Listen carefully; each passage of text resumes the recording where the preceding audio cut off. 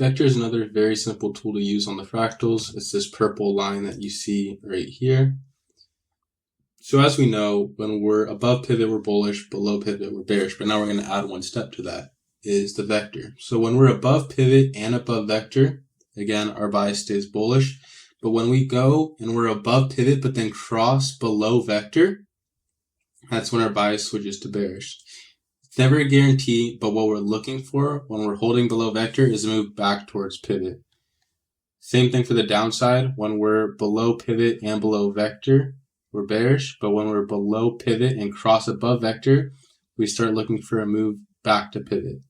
You can see right here, we crossed vector at 475.77 and continued up eventually to 477.46.